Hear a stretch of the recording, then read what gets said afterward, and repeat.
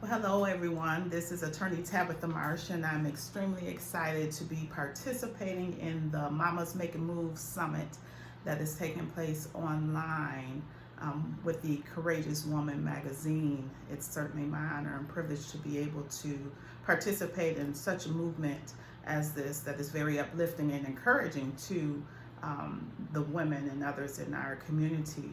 Like I said, my name is attorney Tabitha Marsh, and I'm an attorney here in the city of Flint. I have a law office that's located in my foundation building in downtown Flint.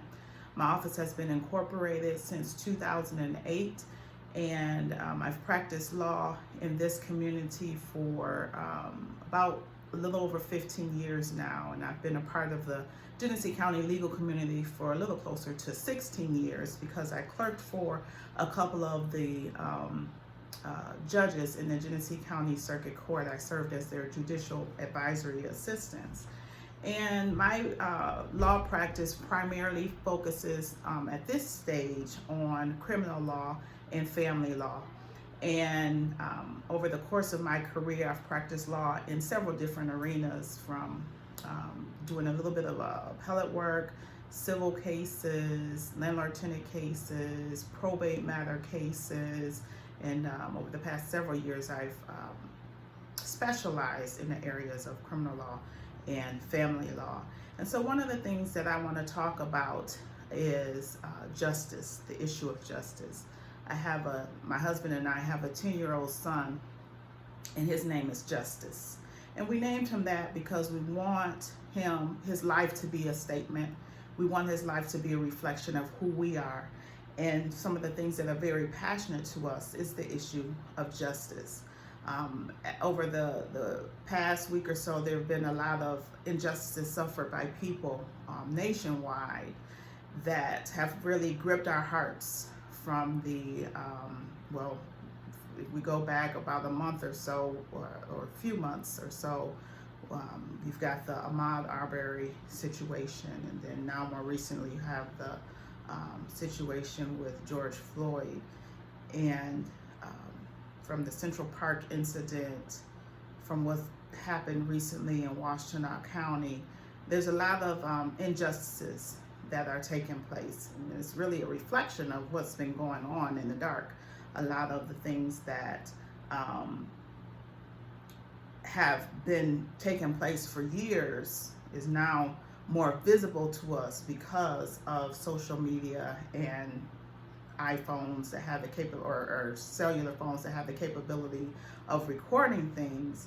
But the issue of racism is very real, and to me, it brings about injustice, a lot of injustice. There's systematic racism and sexism.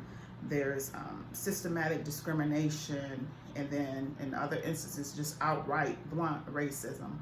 And I say that I want to talk on the issue of justice because I think that all people have a right to be treated as a human being, to be treated with humanity. And that's why I decided to go into the legal field. It's because, and I'm going through high school and community college and undergraduate school. I attended a community college, graduated summa cum laude, went on to the University of Michigan in Ann Arbor, and graduated cum laude there, served as a Black celebratory student commencement speaker. And having done all of that, I decided that I wanted my career choice to mean something and to count for something. So I went into the legal field. I had done well, graduated at the top of my high school class, always done well educationally and intellectually. But I also wanted my life to be of service to people, because at the end of the day, we've got one life to live, and I want my life to be lived in a fashion that counts for something. And like I said, the issue that is most important to me is justice. So I went into the legal field, not really sure of which areas I would practice, But in my experience as a practitioner in trial courts here in the state of Michigan, as well as a criminal defense attorney, it's just clear that all people don't get the same treatment. And so I've used my career to try to help that. I do a lot of public defender work, from having served as a City of Flint public defender as well as a Genesee County public defender for about 13 years now. It just really has borne out the fact that everybody should be treated with decency and respect, and a lot of times we don't get that.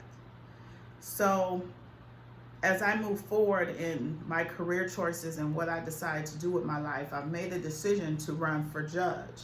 I ran back in 2018 because I wanted the residents of my community to have a choice about who our next judge would be, and had I not have run, we would not have had a voice in that situation. And so I'm running again in 2020 for the 67th District Court for representing the city of Flint, which is my hometown. And again, it's about trying to make sure that we have adequate representation for different sectors of our community. Right now, the Genesee County District Court does not have any representation from African American females. And I want to change that, because I think that people's ability to make decisions, a lot of that comes from your personal life experiences. And as African American women, we have different experiences sometimes than what the Black man may have, than what the Caucasian woman may have, or what the Caucasian male may have. We just have different vantage points. We're all the same and should be treated equally. However, our experiences, how we grew up, the things that were said to us while we were growing up, how we may have been treated, they're all different. So I feel that we should have a perspective from someone that grew up the way I grew up, that was told the things that I was told as I was growing up, that had experiences similar to the experiences that I had as growing up. And that's not to knock the other genders and the other races, because I believe that everybody should have a voice and everybody should have representation. But my goal and what I'm setting out to do is to bring the perspective of the African American woman to the bench. And however that plays out in the discretion that you use as a judge, in how people are treated in the judicial system, I really want to bring my perspective and my experiences. I've had a number of experiences throughout my life. I've had the experience of being a teenage parent. I've had the experience of being single parent. I've had the experience of being a single parent, attending college and trying to create a better future for your child. I've had the experiences of being a wife and being a married parent. I've had the experiences of having a blended family, and how that those different dynamics and perspectives work. I've had the experience of being an employer and being an entrepreneur and a practitioner in the area of law. I've had the experience of being an employee, and the different experiences with financial prosperity, and then as well as being essentially destitute financially. I've had those different experiences. I wasn't born with a silver spoon in my mouth, wasn't born privileged in any way. And so anything that I've attained and accomplished in my life, I've had to work extremely hard for it. I've had to make a lot of sacrifices. I've had to deal with a lot of inner voices and outer voices that seek to tell you that you are, you can't do it. You weren't born from the right family, or you don't have the economic wealth behind you to be able to do what you're trying to accomplish. I've had to overcome all of that. And I'm sure that many of you have had to overcome a lot of that too. So that builds within us a certain type of character and a different type of perspective than what some other people's experiences may have been. And so that's what I seek to do in my quest for bringing justice to my community on another level. I've done the best that I could do in terms of effectuating justice as a practitioner, as an attorney in my community. And my goal now is to take it to another level and to effectuate justice for even a broader range of people, a broader perspective of people, to do it on another level, because I think it's our human right. Some people just don't understand what it's like to be Black in America or to be a woman in America. But I understand those experiences, and I have family members who have those type of experiences that I can draw on as well. So that's my quest in life, is to effectuate justice for all, to ensure that all people are treated fairly in our judicial system, to ensure that all people are treated with courtesy and respect and the human dignity that we were all born with, but at some point was taken away from us, that may have been stripped away from us, that human dignity. We all deserve to have that.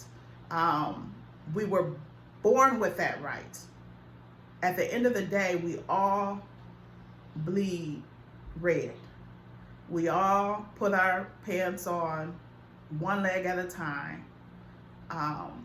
We have the same makeup on the inside. And at some point in this quest, in this journey, over the years, over the course of history, we have been told and treated less than that. We have been told and treated in a fashion that makes us think or feel that our life doesn't mean anything, that we're less than. And my goal is to combat that ideology that we're less than, because we're not. We all were created with greatness. We all were created with purpose.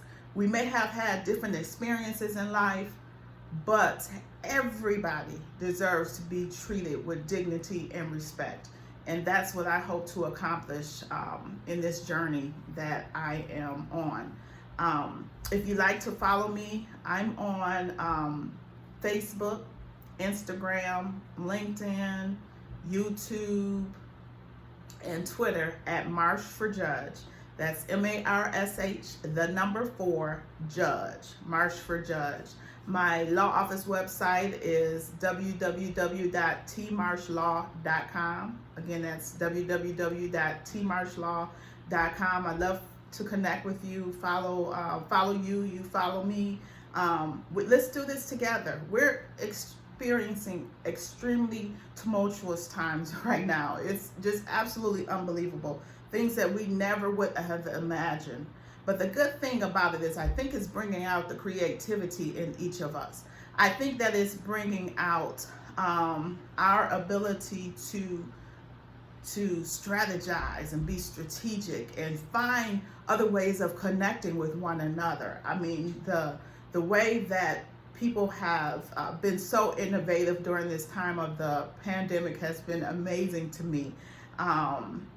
And let's keep that going. It was always there, but sometimes it takes the pressure from the outside to bring out the best within us. So let's connect. Let's remember that we're in this fight together, that an injustice anywhere is a threat to justice everywhere, as the late Dr.